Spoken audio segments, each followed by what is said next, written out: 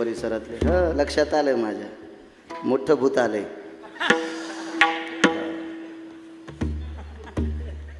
एक विनंती करीन तुम्हा धनाड्या लोकांना, या जागेचं पंढरपूर करायची ताकद तुमच्यात आहे.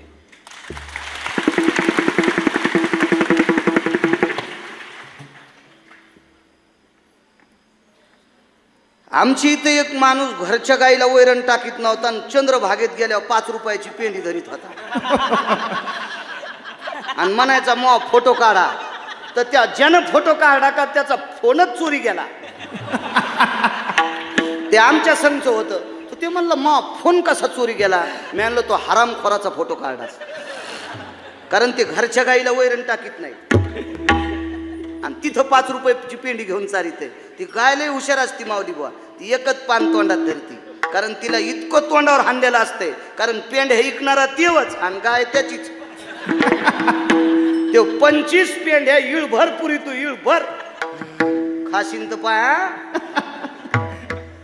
आणि घरच्या गाईला. अरे हे संस्थान पंढरपुरातल्या मालकांनी तुमच्या नावानं टाळ्या वाजवा. नाना तुमच्या नावानं टाळ्या वाजवा. बंकटराव मोठाली माणसं आहेत तुम्ही, या प्रांतातले मोठाली माणसं आहेत, मोठाली माणसं आहेत. विटेवरच्या मालकानं टाळ्या वाजवा. काय प्रांतातली माणसं आहेत.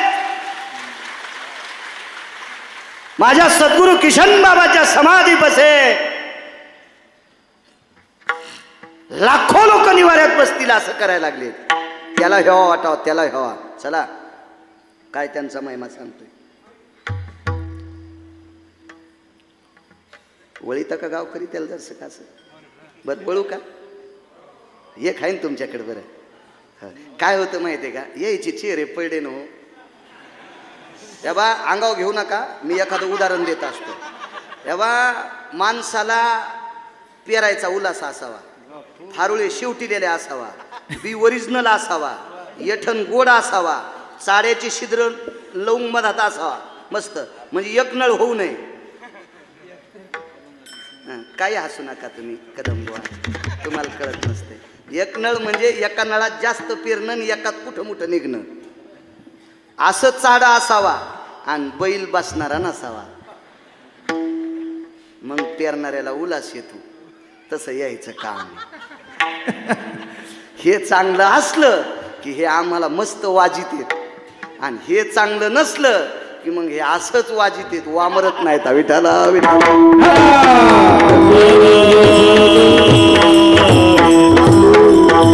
बघा नावं घेतल्यात तुम्ही बी येत, तुम्ही बी येत. जरा लक्ष ठेवत जा. सांडी जा इथं जरा जोरा काही. तुम्ही बी येत. त्याचं नाव काय लक्षात नाही. गंगा भाऊ गेलतो त्यांच्याकडे एकदा. हो अजून आता बऱ्याच दिवस झालं भेटी नाहीत ना जाजू शेठ, त्याच्यामुळे लक्षात नाहीत काय काय माणसं. नाहीत मला खाती की गालन ना हाती की बाल लगेच कळते. हो ते पुन्हा वैकुंठवाशी नामनिष्ठ मदन महाराज बेहानी ज्यांच्या कुळात जन्माला आले शेठजी. हो इथं जरासं काहीतरी रिची जा. विठाला विठाला.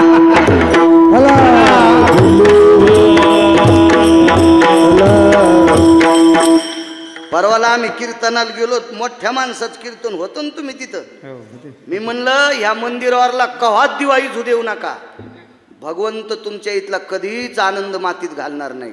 5.25 लाखाचं जनरेटर दिलं त्या माऊलीने. हो दिलं दिलं. पंढरपुरातला मालक म्हणला बाळ्या चांगलं बोललास घरे. बरं बोललास तू, मस्त बोलला. लगेच आमच्या इथं पाऊस पडला. नाहीत मग सोयाबीन अशी मेलो रे मेलोच करू लागली. हो मला मागितलं असतं तर थेंब नसता पडला. हो पण देवाला मागितल्याबरोबर तसं देवाला करा, जितकं मोठं होईल. अहो काही करता येते, पाण्याची टाकी करा, काही करा. अहो इथं खर्च केलेला पैसा, इथं खर्च केलेला पैसा स्वर्गातून पितर आशीर्वाद देतील आपल्याला. स्वर्गातून आशीर्वाद. काय त्यांचा महिमा. उत्तर भारतामध्ये एक साध्वी स्त्री होती. वेळ झाल्यावर सांगा बरं भरत बुवा. पुन्हा बांडेबुवाची भारुड येतो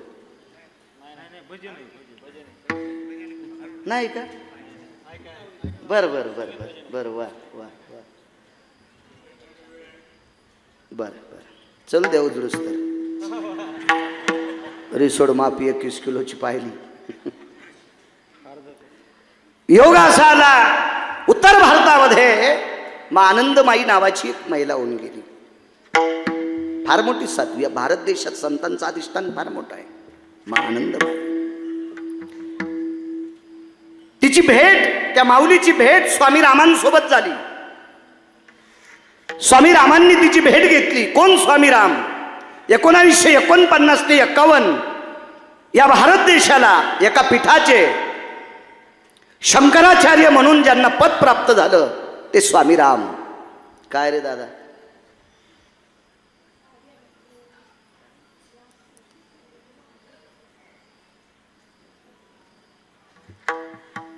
एका पीठाचे ते शंकराचार्य होती. आणि अशा परमपावन महात्म्याची भेट एका परमपावन या पवित्र देशातली माझ्या माईंनो, तुमच्यातली एक साध्वी स्त्री, साध्वी स्त्री, साध्वी स्त्री. ए काय झालं? काय बसान गपचीप?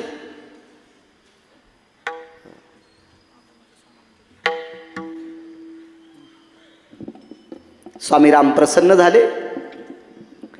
स्वामीराम प्रसन्न झाल्याच्या नंतर आनंदमाईचं वर्णन करत होते. त्यावेळेला आनंदमाईनं सांगितलं, राम, शंकराचार्यांना, राम, अरे माझ्यापेक्षा अजून एक श्रेष्ठ स्त्री एका ठिकाणी आहे, तिच्या दर्शनाकरता जाय. काय त्यांचा महिमा सांगतोय. आणि स्वामीराम, मा भगवती आनंदमाई अशा पवित्र साध्वीचं ऐकून स्वामीराम दिल्लीला आले.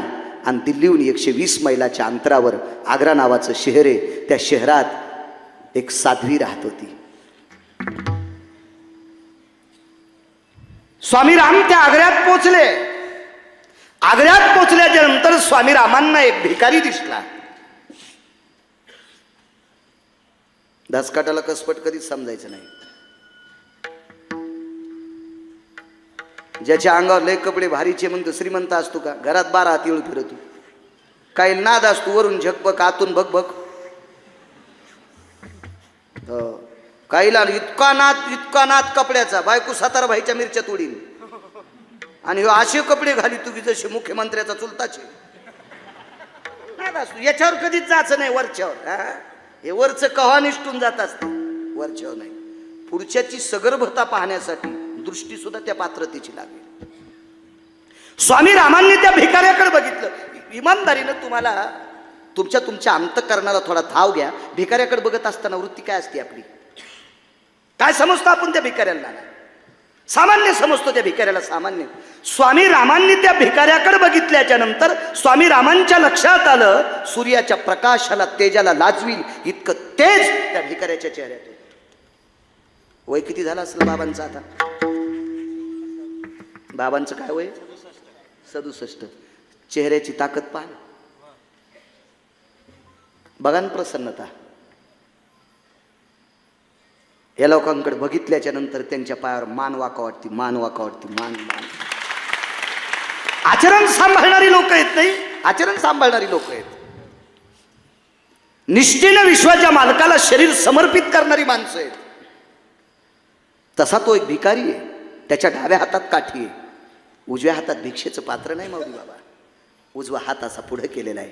आणि स्वामी रामांनी विचारलं, महात्माजी, शंकराचार्य भिकाऱ्याला महात्माजी म्हणतात. भरत बुवा, अरुण बुवा, महात्माजी म्हणतात. महात्माजी, महात्माजी.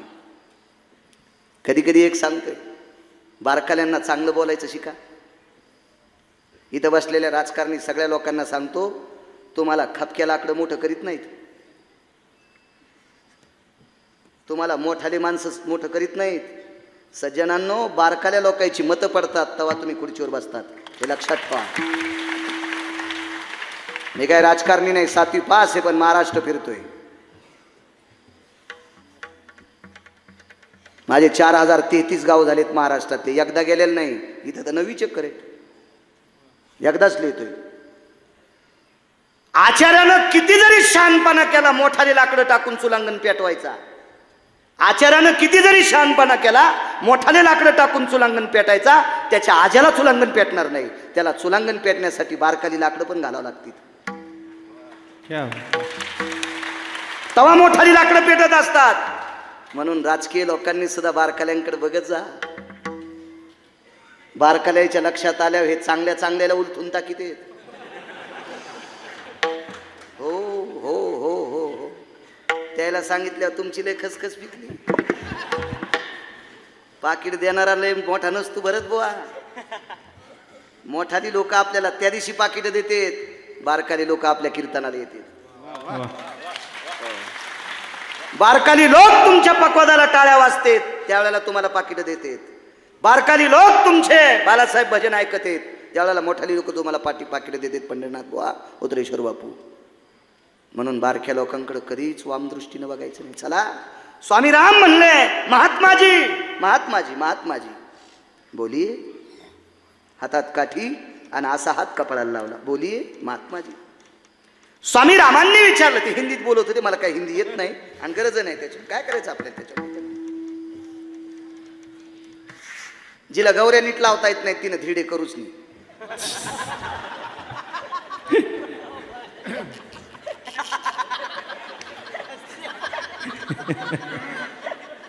हो, शेण एका जाग्यावर होईन ती म्हणली मी धिरडे करते.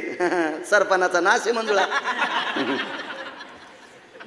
पिठल्यातले गोळे फुटणं ती म्हणली मी बासुंदी करते.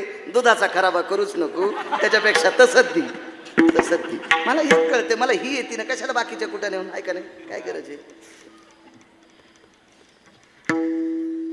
स्वामी रामांनी विचारलं महात्माजी, या नगरीमध्ये एक साध्वी आहे. पत्ता कसा सांगितला असेल माऊली दादा? त्या भिकाऱ्यानं सांगितलं महात्माजी, त्या ठिकाणी ती साध्वी आहे जिथं सूर्याचे किरण क्षीण झालेत. ज्या ठिकाणी सूर्याचे किरण क्षीण झाले त्या ठिकाणी ती साध्वी स्त्री आहे. बसले साहेब. आदरणीय बांडे महाराज, क्षीण झाले या शब्दाचा अर्थ सोपान काका, नेमकी जी बाई जिथं राहत होती तिथं सूर्य ढगाच्या आडंगी गेलता. दीपक बुवा, अख्खा आग्रा शहर उष्णतेनं तळपळतंय. 27 दिवस झालं पाऊस नव्हता, असं इतिहास सांगतोय. मी नाही, मी काय तिथला माऊली दादा सरपंच नव्हतो, मी वाचून सांगतोय. भंगाऱ्याचं ऐकून कधी सांगणार नाही. चांगल्यानं लिहिलेली पुस्तकं वाचीन, ज्याला बायको मानित नाही त्यानं लिहिलेलं पुस्तक लोक प्रकाशित करतात. दोघं नरकाला जाते. लेवा तर कोणाला वाटते, पण लायकी लागेल ना तू इथे लोकांनी वाचवा, अधिकार लागेल ना. 27 दिवस पावसाचा थेंब नाही, तळ तळ तळ तळ तळ तळ प्रजा करते. आणि योग असा आला, एकट्या बाईच्या अंगावर सावली. तेजो भास्करो दिवाकरो यज्जायते अभ्रपटलेशो अंबराभय व्याप्तिना तेजोयाम दिवाकरा. भास्कर भयतति तेज कांतियो लुब्ध सभेय निजायन्ते.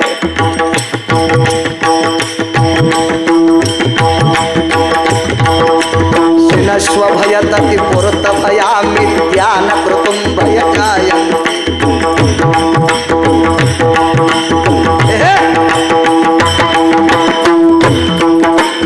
उष्णोदक भय छंद सुधेषु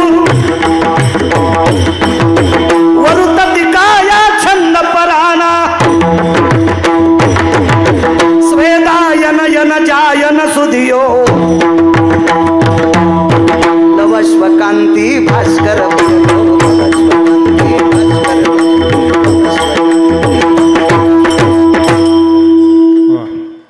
हे ताकद ज्याच्यात आहे त्याला साधू म्हणतात. साधू चांगलं वाजणार असल्यावर मला वाटतं सगळ्याच कीर्तन करायला तुमच्यासारखे भेटावं. चांगली गोष्ट, चांगल्या भट्टीतलं सोनं आहे. एकटीच्या अंगावर सावली आहे. स्वामी रामांच्या लक्षात आलं भिकाऱ्याचा दर्जा किती मोठा आहे. नाना सूर्याचे किरण जिथं थांबतात, व्यंकटराव हे भिकाऱ्याला सांगता येत होतं. भिकाऱ्याला स्वामी रामांनी त्या भिकाऱ्याला प्रणाम केला. भरत बाबा प्रणाम केला भिकाऱ्याला. आणि स्वामी रामांच्या एक लक्षात आलं, या भिकाऱ्याच्या हातात याचा दर्जा इतका मोठा आहे, पण याच्या डाव्या हातात काठी आणि उजवा हात असा आहे. मग भिक्षा पात्र का, झोळी का नाही? कशी भिक्षा मागतोय? स्वामी रामांनी विचारलं, महात्माजी करद्वयो यती त्या पारणी हा ये पात्रे सुजा येते. कर म्हणजे हात, पारणी म्हणजे हात, पात्र म्हणजे भिक्षा पात्र. आपल्या हातात भिक्षा पात्र नाही, आपण तर भीक मागता. त्या भिकाऱ्याने कदमबुवा सांगितलं, महात्माजी काम हो गया ना आपला. तुम्हाला जो पत्ता विचारायचा तुम्ही सांगितलाय ना, मग ह्या पंचायती काय करायच्या आपल्याला? स्वामी रामांनी हात जोडे, शंकराचार्यांनी हात जोडे.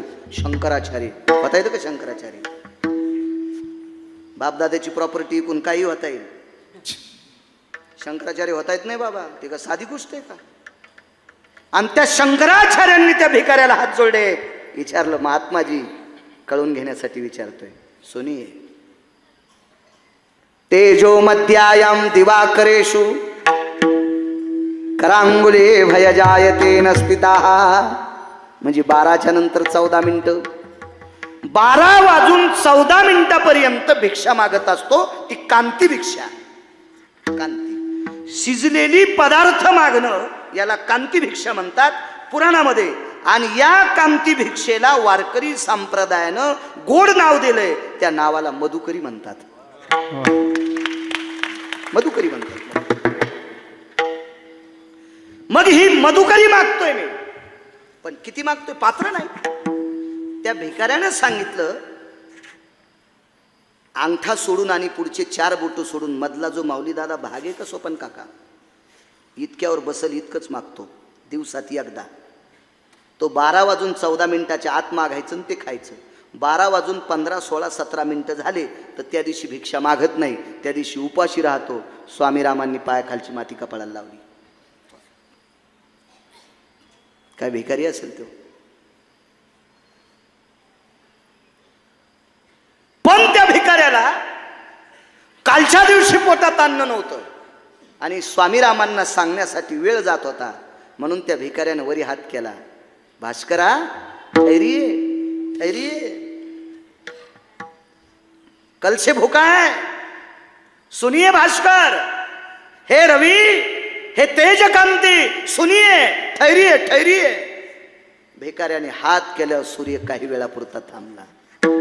पळभरी होय मध्यनासी दीन कर, पळभरी होय तीर, पळभरी होय तीर, पळभरी होय तीर, नासी दीन कर, पळभरी होय तीर, पळभरी होय तीर,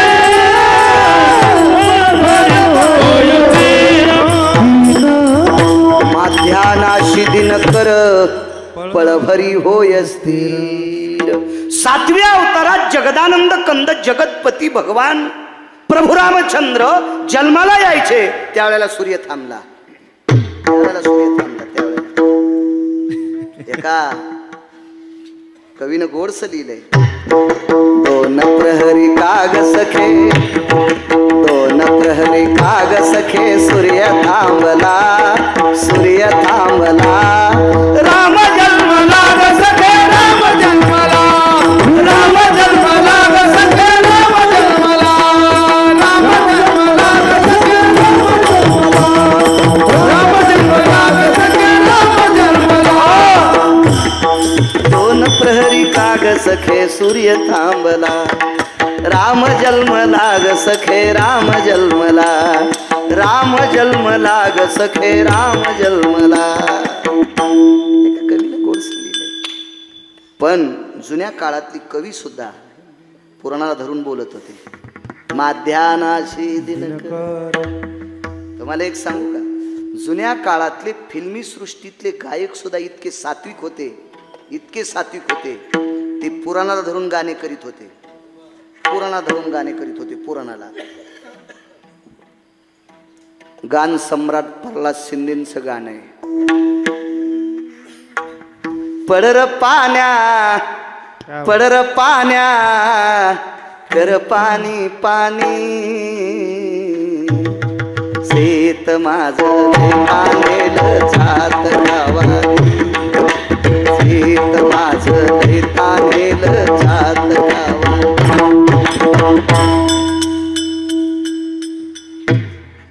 अर्थ आहे का नाही गाण्यात? याच्यातला अर्थ पुराणाची कॅसेट गुंडाळली एकदा. पडरक पाण्या पडर पाण्या मृगाधी रोहिणीचा,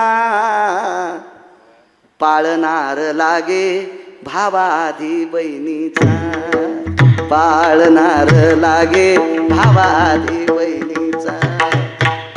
बहिणीला लेकरू झालं की भाऊ ऋणातून मुक्त झाला. बहिणीला अपत्य झालं की भाऊ ऋणातून मुक्त होतो. माईल सांगतो, माझ्या खांद्यावरला भार संपला, भार संपला. माझ्या ताईला कुलदीपक झाला. हे गाण्यातल्यानं सांगावं. आणि हाताची गाणे मला काय झाल्यावानी वाटतंय. वा वा वा वा वा. अरे तू आबा पानसर भाईच्या कोंबड्या सांभाळायला आणि तुला काय झालं वाटतंय पानछटा. विठाला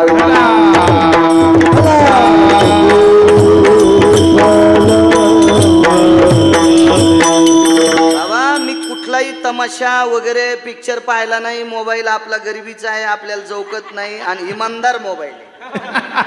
आपला मोबाईल ओरिजिनल तुमच्यावानी ब्रह्मचारी. याच्यात आगाव येत नाही आणि आगाव येतच नाही म्हणून आगाव कोणाला जात नाही. तुमचे मोबाईल चांगले आहेत पण त्याच्यात भंगार येतं आणि चुकीची बटणं दाबल्यावर नाना कोणाला काही बी जातो. आपला मोबाईल चांगला आहे, चांगला आहे, चांगला आहे.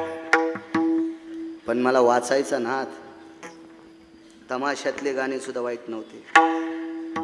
म्हणून आताच्या लोकांना देवानं चांगला सूर दिला म्हणून बासकळ गाचं नाही.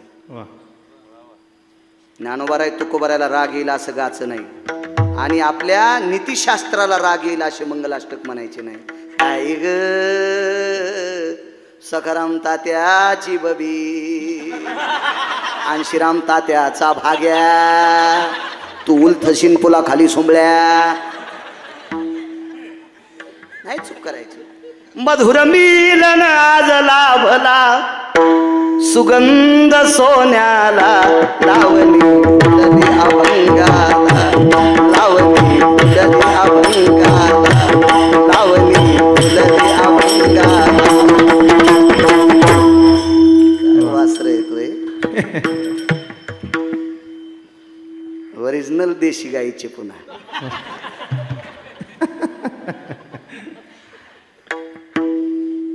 निळोबारायला फसवण्यासाठी एक लावणी सम्राट आलती. निळोबारायला फसवण्यासाठी ज्यांचा अभंग घेतलाय त्यांना. पण ज्या वेळेला निळोबारायनी तुकोबारायच्या गाथ्यातले 3 अभंग गायले आणि वाळलेल्या उन्हाळीच्या झाडाला त्या अभंगाच्या ताकदीनं निळोबारायने हिरवं केलं, त्यावेळेला तिनं पायातले चाळ बाहेर फेकून दिले. लावणी भुलली अभंगाला. सूत्रबद्ध लोक होते हो, सूत्रबद्ध लोक होते. चल माया गावाला जाऊ, तुझ्या गावात धोतरवरी करून चालावं लागतं. राधा कशी येईन तुझ्या गावात? राधा रंगानं दिसते छान, तिच्या यनीला गोंडे 2. तू पप्याच्या माईला गोंडे लाव सुंबळ्या. राधेच्या अंगाची माती पंढरपुरातला मालक कपाळाला लावतोय. गोपी चंदन उटी. त्या राधेचा अपमान जर कोणी भजनात कीर्तनात करील त्याचे पूर्वज नरकाला जातील. विठाला विठाला.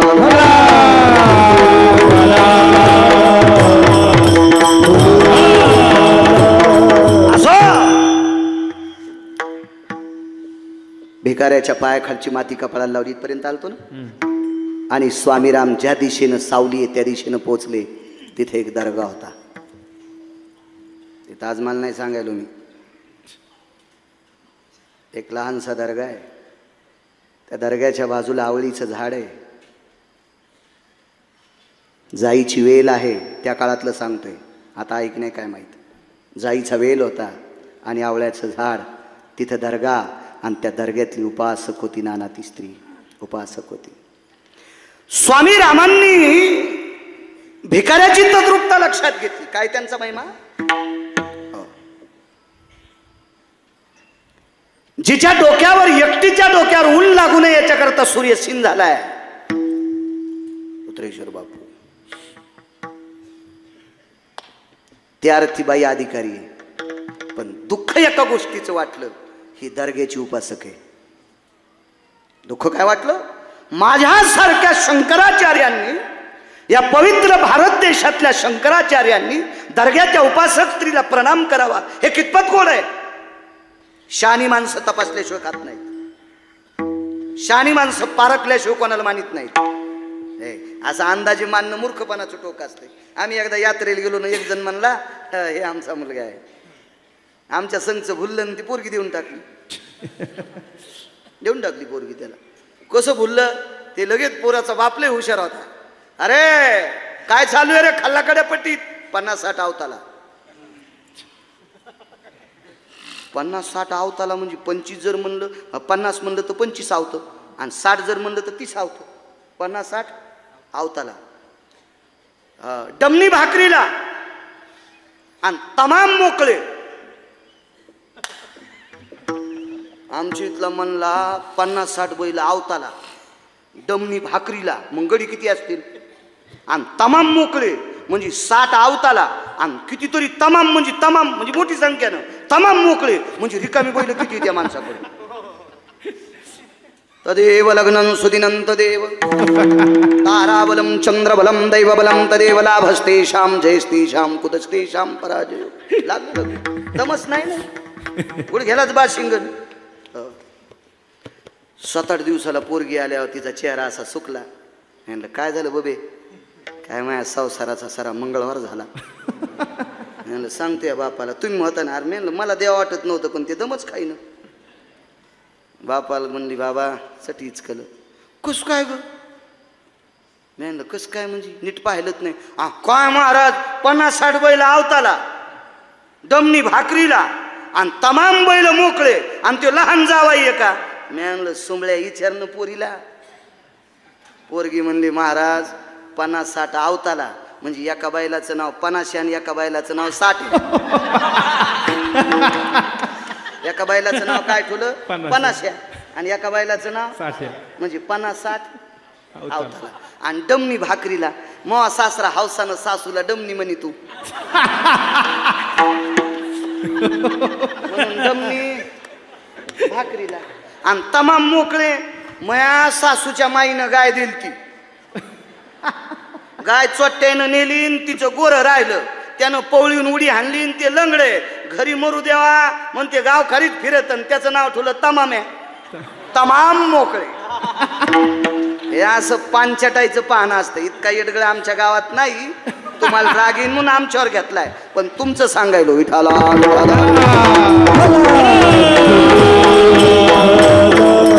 पारखणारी माणसं आहे. सूर्य छाया धरतोय अधिकार आहे, पण दर्ग्याची उपासक आहे. दर्ग्याची उपासक आहे. पाया कसं पडू?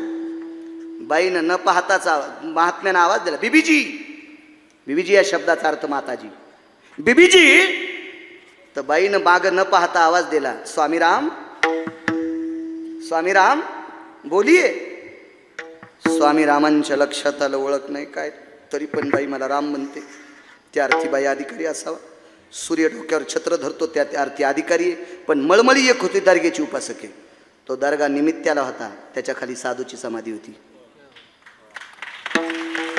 त्याच्या खाली साधूची समाधी होती. तो निमित्त मार्थ दर्गा होता. स्वामीरामांनी सांगितलं, माय काय काम आहे स्वामीराम? सुनिये मा बीबीजी, या प्रांतात गेली 27 दिवस झाले पाऊस नाही. एक विनंती करतो माताजी, तुमच्या कृपेने पाऊस पाडावा अशी इच्छा आहे. माऊली दादा म्हातारीनं मांडी खालचा चिमटा दिला, लोखंडाचा चिमटा वाटायचा, आणि स्वामीरामांकडे फेकला. ए स्वामीराम, तुला ज्या दिशेनं पाऊस पाहिजे तिकडे पाड. ते चिमटा जर मला भेटला असता तर सोयाबीन मध्ये वाजिला असता.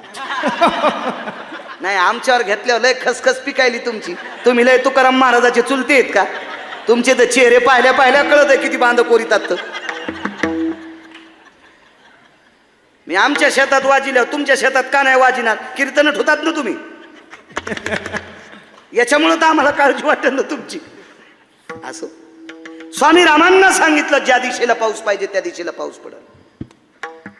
शंकराचार्य होते माऊली दादा, सपन काका शंकराचार्य होते. ते शंकराचार्यांनी हातात चिमटा घेतला, आणि आपल्याकडे एक देवळेकर गुरु एक अंगाच्या भोवताल प्रदक्षिणा करत असताना एक मंत्र असतो या आणि निंज सगल स्थितो भय व्याप्ती जायते मिळा मुक्ता सर्व स्थितो होती प्राण यत मुद मात्रेषु सर्व स्थितायाम अवडंबरा जगदा स्थितो जगद पूर्णायाम उच्चती सकल स्थिता. अंगाच्या भोवताल असं गोल फिरायचं.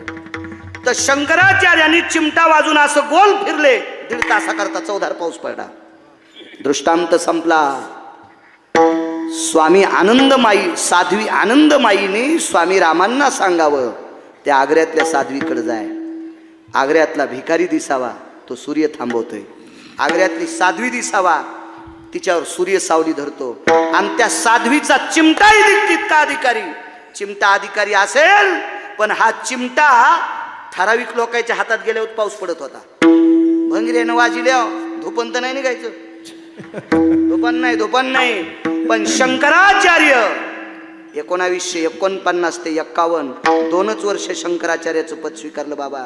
आणि 2 वर्षाच्या नंतर राजीनामा देणारा या भारत देशातले स्वामी राम यांनी चिमटा गोल फिरून वाजिल्याबरोबर 27 दिवस पावसाचा थेंब नव्हता. या महाराष्ट्राच्या या पवित्र भारत देशातल्या संतांनी चिमटा वाजिल्याच्या नंतर पाऊस पडतोय. म्हणून मालक पहिल्या कायतांचा महिमा वरनुवार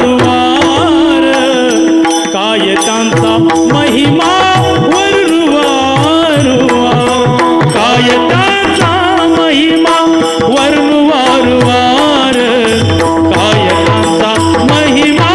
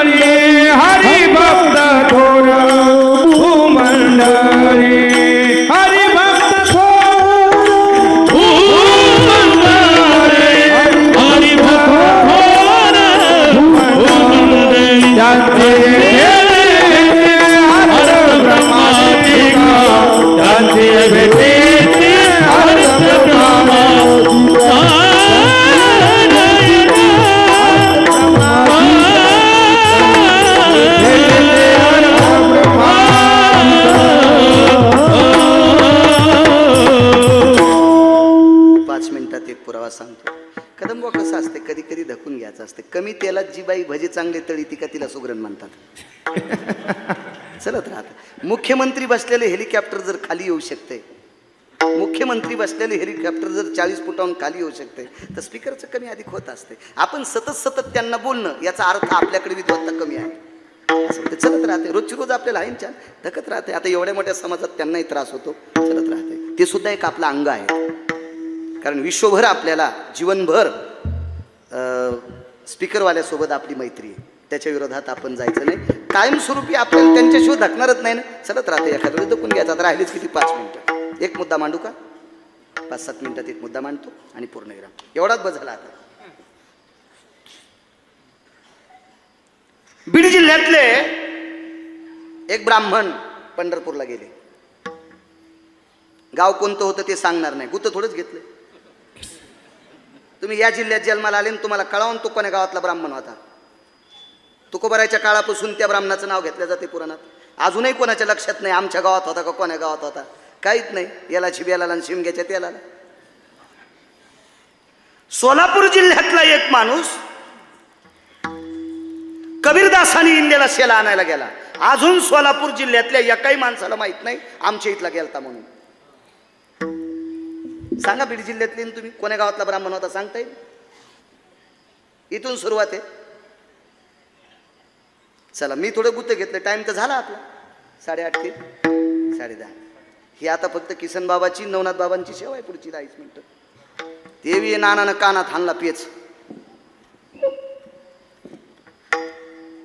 या जिल्ह्यातला ब्राह्मण शास्त्रपंडित, वेदांतिक, पुराणिक सगळ्या तिन्ही गोष्टीनं करतल विद्वत्ता. आणि पंढरपूरला गेला एका कामासाठी. पंढरपुरातल्या मालकाचं दर्शन घेतलं कदंब, आणि पंढरपुरातल्या मालकानं दृष्टांत दिला, हे भूदेवा तुमची इच्छा पूर्ण करण्यासाठी आळंदीतल्या मालकांकडे जा. आणि आळंदीतल्या मालकांकडं ते ब्राह्मण या बीड जिल्ह्यातले गेले आणि ज्ञानोबारायांच्या समाधीवर डोकं ठेवलं, आपली व्यथा मागली भरत बुवा. तर ज्ञानोबारायांनी दृष्टांत दिला, तुमची इच्छा पूर्ण करण्याची ताकद तुकोबारायात आहे, जा तुम्ही तुकोबारायाकडे. आणि पंढरपुरांना आळंदीला आले, आळंदीहून तुकोबारायाकडे गेले आणि तुकोबारायांनी त्या ब्राह्मणाचा सत्कार 11 अभंग देऊन केला. 11 अभंग दिली, एक तुळशीची मंजूळ दिली आणि एक नारळ दिला. पण ती ब्राह्मण व्यक्ती वेदातला प्रकांड विद्वान होते, शास्त्रातली प्रचंड विद्वान, प्रचंड खूप खूप खूप असा शास्त्राभ्यास होता आणि पुराणातला मर्मज्ञ ब्राह्मण होता. तुकोबारायांनी ज्या वेळेला प्राकृत 11 अभंग दिले का, त्यावेळेला त्या ब्राह्मणाला मळमळ वाटलं, मी वेदांतिक आहे, मी शास्त्रीय, मी पुराणिक आहे, मी एवढा अभ्यास आहे आणि मला ही साधी 11 अभंग देऊन टाकली. आणि ही तुळशीची मंजूळ, तुळस किती मोठी आहे मी पुराणात ऐकत होतो, पुराणात वाचित होतो, पण तुळस किती मोठी आहे आमच्या इथं भांडे घासणाऱ्या मुसलमानाच्या बुबूबाईनं मला सांगितलं.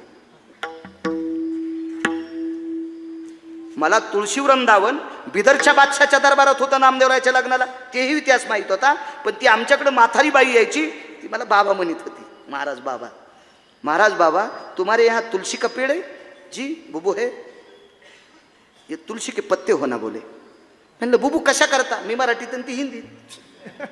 बुबू ये टीवी पे रेडियो पे बातें कर रहे लोग, ये तुलसी के पत्ते पानी में डाल के उबाल के पानी पीना, कोरोना नहीं होता जी. हे भांडे घासणाऱ्या मुसलमानाच्या बाईला तुळशीचं महत्व कळालं आणि 1.5 कोटीचे घर बांधले. त्याच्या घरभरणीला आम्ही कीर्तनाला गेलो, बुटाडो ठोला आरमाऱ्या करे हलकाटायला, पण तुळशी वृंदावन नाही. ज्याच्या दारात तुळशी वृंदावन नाही त्याला काय म्हणले, मसनवाटा म्हणले, मसनवाटा, मसनवाटा. काय काय काय ताकद त्या तुळशीची. आणि ती तुळशीची मंजूळ दिली, तुकोबारायाच्या जवळ टाकून दिली आणि नारळ दिला. नारळ आपल्याकडे श्रीफळ म्हणून नारळ वापरतात. या तिन्ही गोष्टी परत केल्या आणि पुन्हा ज्ञानोबारायाकडे ते आले. ज्ञानोबारायाच्या समाधीवर डोकं ठेवलं, मुक्काम केला, रात्री दृष्टांत दिला. ज्ञानोबारायानं सांगितलं, तुकोबारायांनी दिलेल्या प्रसादाचा ज्यानं अपमान केला त्याला जगात आता कुठलाच प्रसाद नाही. ज्ञानोबारायाचं वाक्य बरं, मी सांगत नाही. तुम्हाला जर माझं खोटं वाटत असेल तर ज्यानं 285 ग्रंथ लिहिलेत असे संत महिपती महाराजांना जाऊन विचारा, ते तुम्हाला सांगतील हे काय. तर संत महिपती महाराज, कोणाला म्हणायचं महिपती महाराज? महिपती महाराज वारीला शेवटच्या टप्प्यात चालता येत नाही म्हणून घोड्यावर जात होते. घोड्यावर जाणारे संत महिपती महाराज घोड्यावरनं खाली पडले, आजारी झाले, आता वारीला येता येत नाही. पंढरपुरातला मालक मधल्या वारीला त्यांच्या गावी आला, ताराबादला आज वारी भरती एक. पंढरपुरातला मालक संत महिपती महाराजांकडे येतोय. त्या महिपती महाराजांचं वाक्य ज्ञानोबाराय त्या ब्राह्मणाला सांगतात, तुकोबारायच्या प्रसादाचा ज्यानं अपमान केला त्याला विश्वात कुठलाच साधू प्रसाद देणार नाही, आता तू घरी जाय. आणि तुकोबारायच्या भेटीला एक व्यक्ती आला, त्या व्यक्तीचं नाव होतं कोंडोजी ब्राह्मण. साधा माणूस, दुसऱ्याच्या शेतात काबाड कष्ट करणारा गरीब माणूस. काय त्यांचा महिमा, शेवटचा पुरावा, वेळ नाही घेणार तुमचा.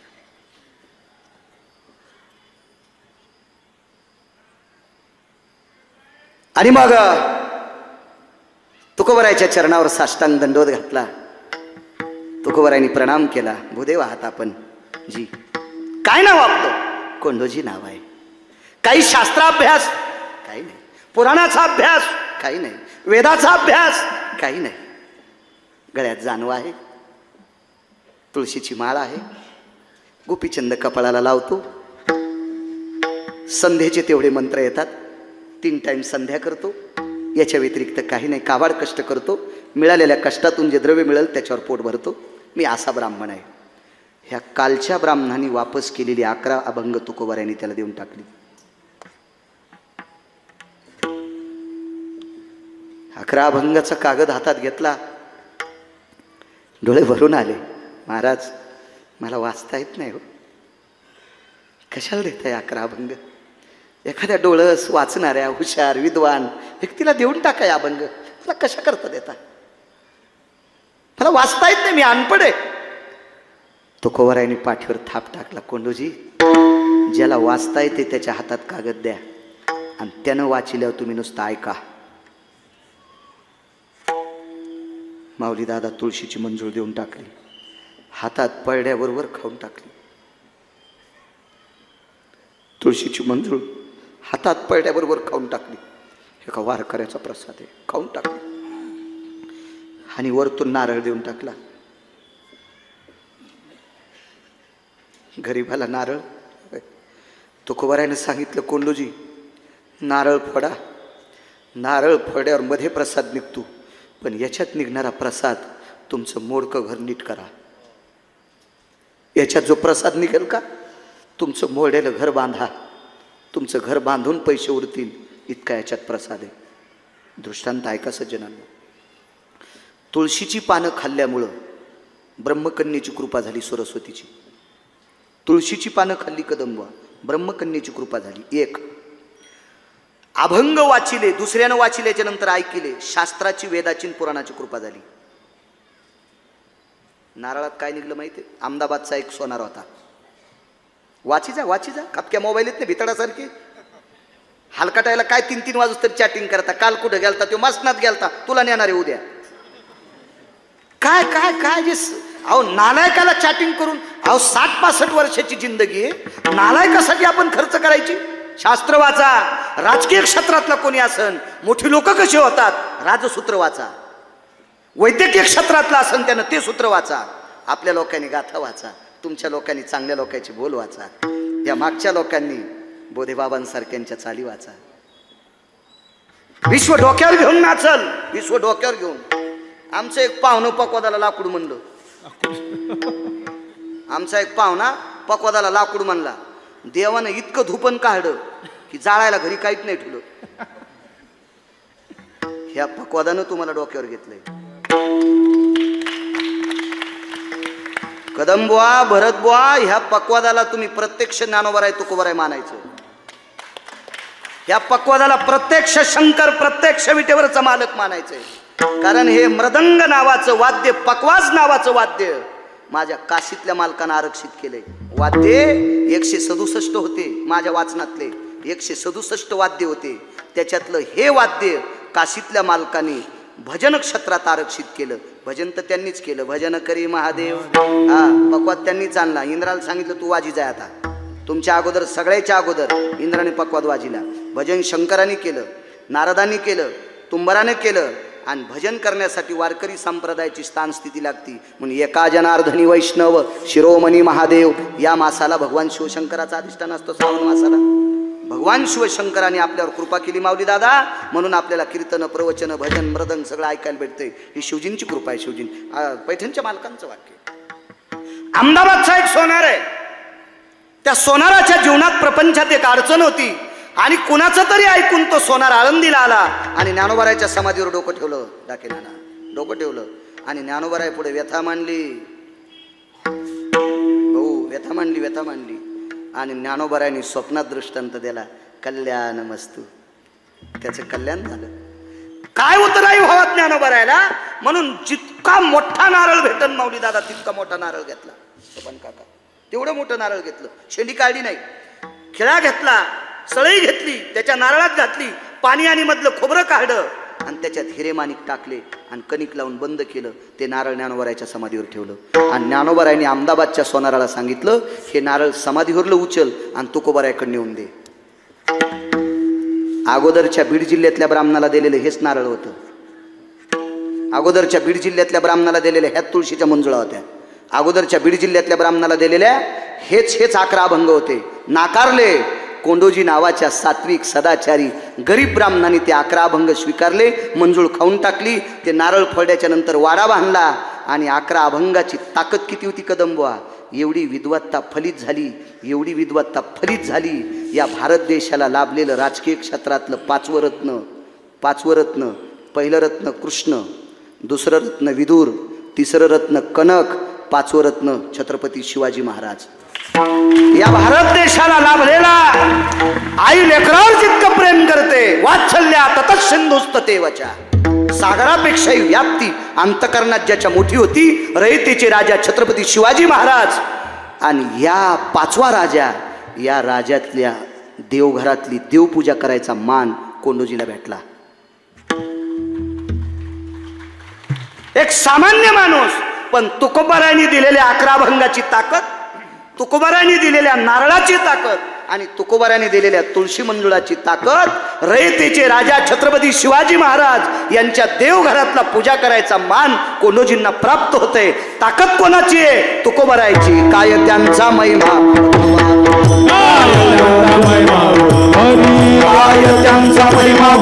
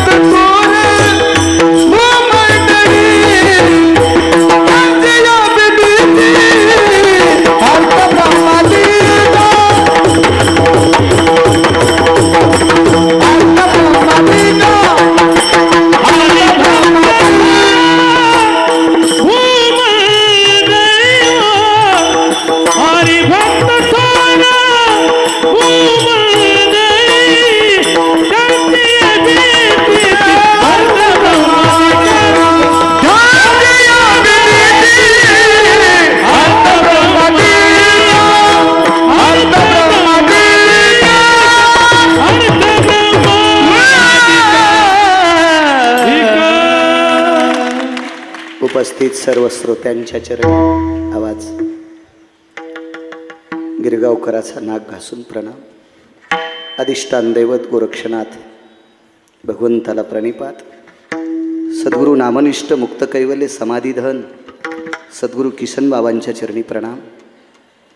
शांतीब्रह्म अत्यंत सात्विक सदाचारी पुण्यशील पावन पारमार्थिक क्षेत्रातलं एक मर्मज्ञ वयवृद्ध तपोरोध रत्न आदरणीय नवनाथ बाबा, पूजनीय प्रातस्मरणीय गुरुवर्य नवनाथ बाबा यांच्या चरणी साष्टांग प्रणिपात करतो. उपस्थित दोन्ही मृदंगाचार्यांना धन्यवाद, गुणीजनांना धन्यवाद, श्रोत्यांना प्रणाम.